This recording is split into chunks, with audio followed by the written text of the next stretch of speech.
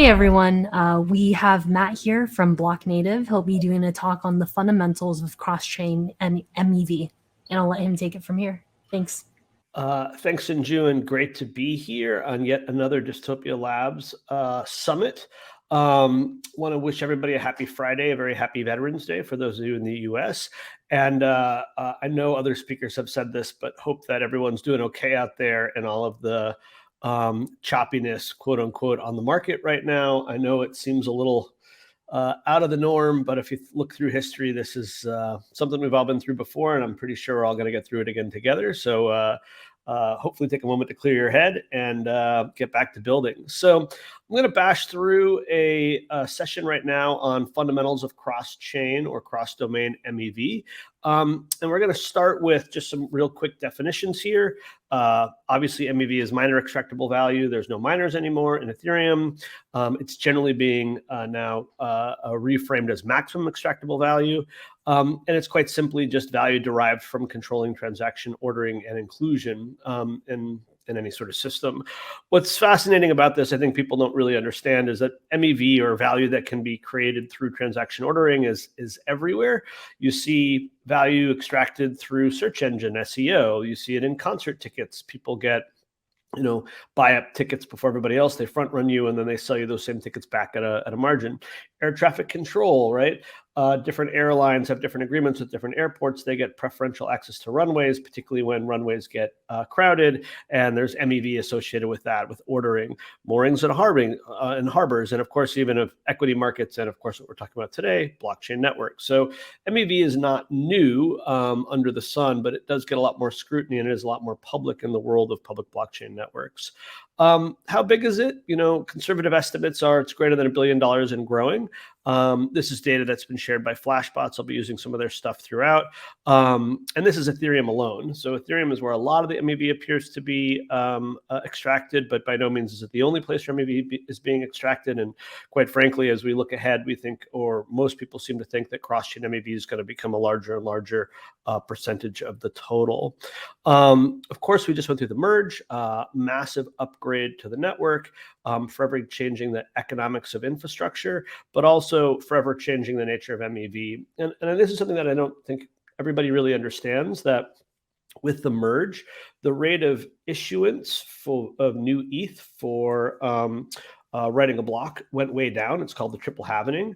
And as a result of that, the MEV per block hasn't really changed all that much. It's changed a bit, but the ratio of the value of the MEV in the block to the rate of issuance has gone way up. So it's not that MEV has changed that much. It's that issuance has gone way down. So MEV now has a larger impact than it did under proof of work mining and the issuance regime that was in place at the time. But we are seeing, and this is, I think, Flashbot's data, that since the merge, the rate of bundle submission is actually going up. So it would appear that there is more and more efficient extraction of MEV on Ethereum post-merge, which was predicted, but it's pretty interesting to see the rate of bundle submission increase quite to this degree. We have some examples of MEV illustrated, sort of how should things go. So we're going to start with a traditional or naive transaction ordering, which is based on gas fees. On the left side here, you have transactions in the mempool. You have these little clever gas icons that say, well, how much gas does each transaction have? And you propose a block, and it's pretty simple. You just stack rank them with the highest gas prices put at the top and the lowest put at the bottom. Pretty straightforward. But of course, MEV is about value that can be extracted through transaction ordering manipulation. So here's an example of an arbitrage, where you have a target transaction that's here in green. And what that arbitrage is, what that target transaction is going to do is move the price of a given asset on a given DEX. And so the MEV is you create a response transaction, this red arbitrage transaction, which basically takes advantage of the price differential, the arbitrage that the target transaction has created. But you can only be confident that you're going to capture that if you can exactly place the arbitrage transaction immediately behind the target transaction. So that's why you see on the right side here, the arbitrage transaction immediately follows the target transaction and successfully extracts the arbitrage opportunity by buying low on DEX A and then selling high on DEX B. And this is generally viewed as what's known as benign MEV, because the user target transaction isn't harmed, and this helps establish price parity across various exchanges. There are, of course, negative externalities here, but I've covered that in previous sessions. I won't go too far this time. Here you have front running. So, what you do, instead of you have a target transaction, you need to capture an opportunity in front of that. You put it in front. It goes otherwise where it wouldn't go, and you capture that opportunity. You do sandwiching. So this is two transactions, one before, one after, with the target transaction in the middle. And again, by being very precise on the transaction ordering, you can extract the price differential. But the downside here is it's adversarial or toxic MEV, where the target transaction suffers less favorable settlement. And then, one other thing that's not talked about all that much is the notion of transaction suppression, where you're going to prevent certain transactions from getting on chain because you're going to put other transactions in front of them or somehow outright censor them. And so these are all various forms of MEV and how they work in the wild. You can watch all of this. There's a number of great dashboards that are out there. This one is called Zero MEV, and you can watch transactions, watch MEV transactions as they're happening live, and see, sort of what the impact of that is. It's quite a great resource. But all of that, of course, was single chain, and we're here to talk about cross-chain and cross-chain MEV. And Web3, as we know, is increasingly multi-chain. And so, for instance, this is pretty practical. We're all familiar with Uniswap. Uniswap on Ethereum has a TVL, or total value locked, of 3.8 billion. But recently, Uniswap is now available on all sorts of other domains. It's available on Optimism, it's available on Polygon, it's available on Arbitrum and elsewhere. And there's at least 200 million of additional TVL associated with Uniswap on these other locations that are not on Ethereum L1. And so this increases the total TVL of Uniswap to 4 billion, but it also means now you have Uniswap in multiple places. So we have liquidity pools, the same asset pairs across multiple chains, but with different volume and depth. So this creates all sorts of new opportunities for trading and for MEV. And so, for instance, here's an example of something you might do on Uniswap, but you can do these same transactions with similar outcomes in totally different locations. So in this example, we have Ethereum at the top, Polygon in the middle, and Optimism at the bottom. So at the end of the day, though, blockchains are ordered transaction systems. In fact, it doesn't make any sense to have a transaction system that's not ordered, because you don't understand how things are going to settle without ordering. And so where you have ordering, you create opportunities for MEV. So obviously MEV occurs on all chains, and arbitrage opportunities can occur between chains.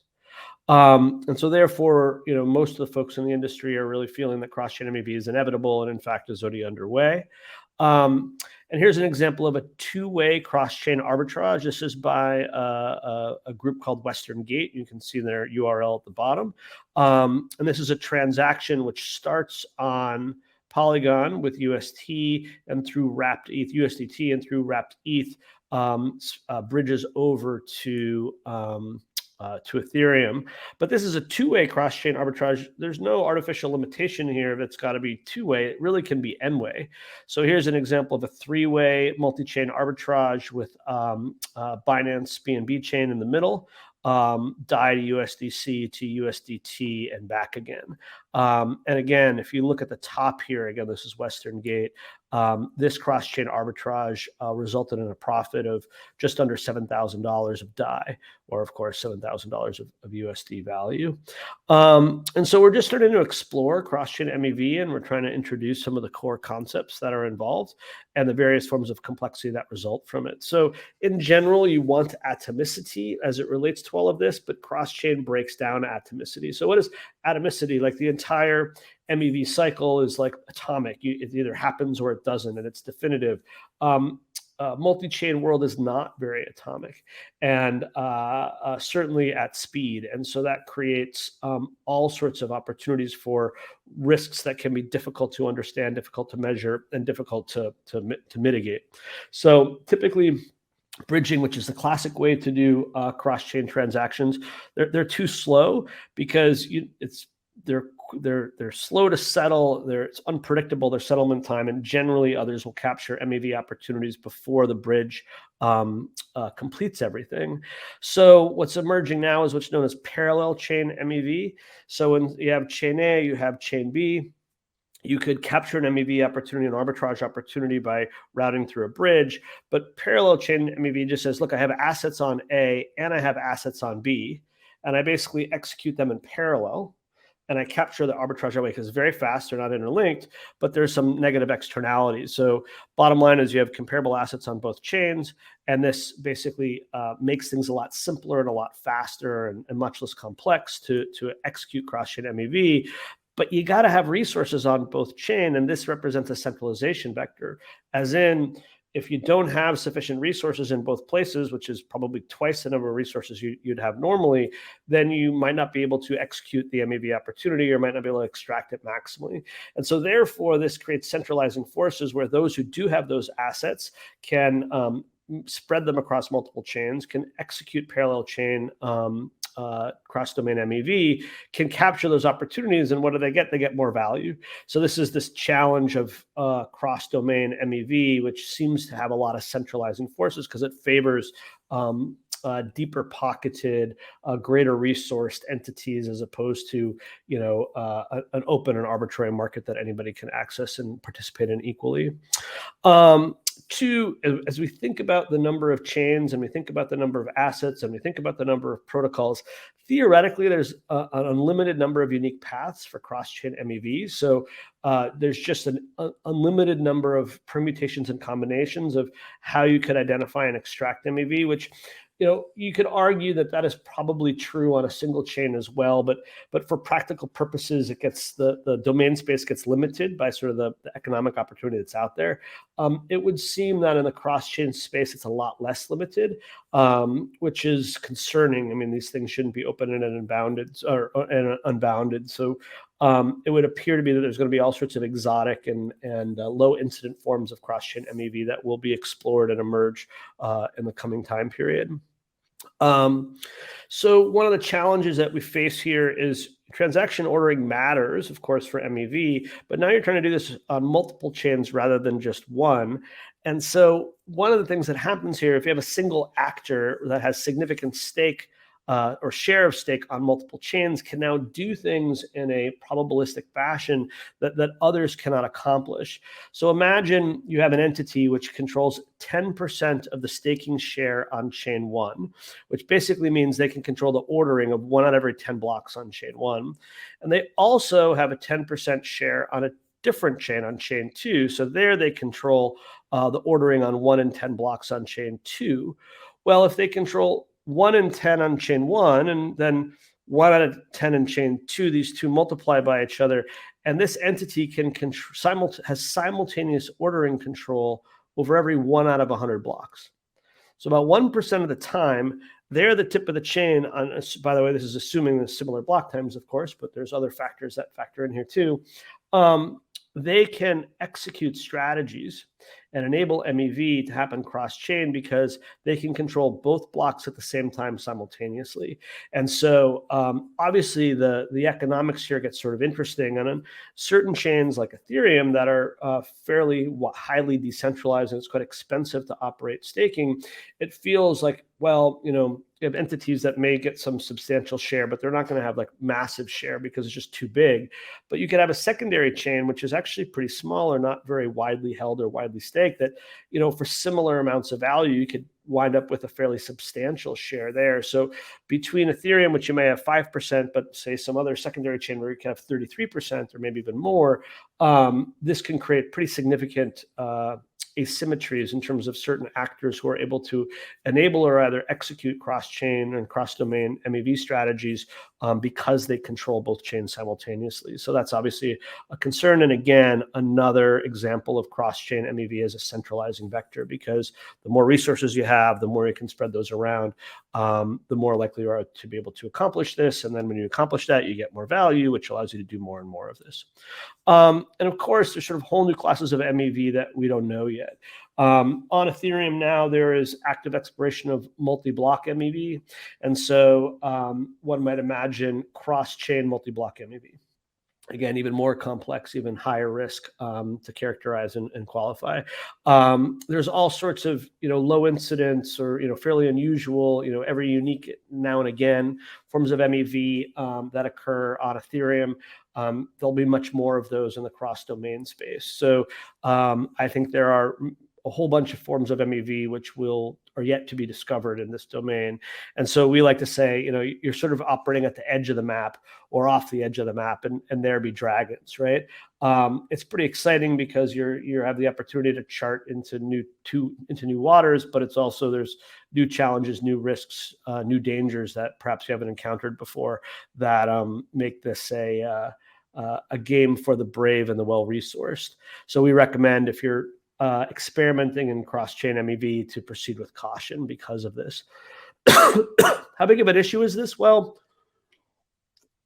the Ethereum Foundation published the Ethereum roadmap: merge, surge, verge, purge, splurge. I think many of you are probably familiar with that. Proof of stake, scalability, vertical trees, pruning, and everything else associated with the splurge. And a lot of that stuff associated with MEV and the current MEV marketplaces was part of the splurge, just sort of at the end of the road. When this was first published, it was estimated to be 18 to 24 months. And then that was updated by Vitalik to say 2 years to 8 years. Like the splurge could be as much as 8 years away. But since the merge has happened and since the MEV marketplace has really expanded and the block building market has expanded, it's taken on some sort of new urgency within the industry. And so therefore, there's been an addition, a modification to the Ethereum roadmap, adding a new stage called the Scourge, which is really focused in this area. And significantly, the Scourge it didn't happen at the bottom. It wasn't added at the end. It was moved to the middle. So we think this gives some indication of the relative degree of significance and severity of some of these issues and how quickly they need to be addressed. And even so, it's still TBD exactly when the Scourge will go live, but clearly it's something that a lot of folks are curious about and interested in.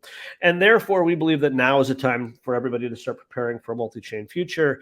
And this is the new frontier, just like MEV was on Ethereum 2 years ago. So while a lot of this stuff feels sort of exotic, MEV felt exotic on MEV 2 years ago as well. So we think what's exotic today over the course of the next few years will become pretty commonplace and pretty well understood moving forward.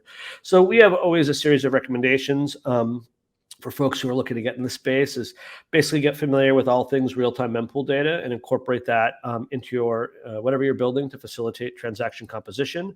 You can get great and better gas estimations, so you're not overpaying for your transactions. Preview before you sign. Be aware if the transactions that you or your users are doing have MEV, and then monitor them when they're in flight. And of course, we can help here with that.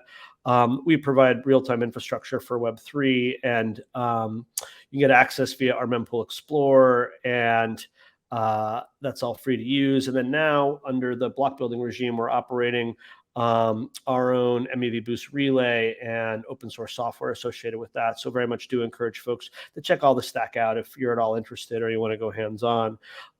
We're about to launch bundle support. So if you are an MEV searcher and you're looking to submit bundles to new relays and new builders and looking to try out some new strategies, we're going to be enabling some of that. So by all means, do reach out to us via Twitter DM or via our Discord server. We'd love to share what we're working on and start to collaborate. So with that, that was a real quick bash through fundamentals of cross-chain MEV. My name is Matt Cutler. I'm founder and CEO of Blocknative. You can find me on Twitter at @mcutler. And again, thank you to Shinju and to Dystopia Labs for having me on the Cross-Chain Summit.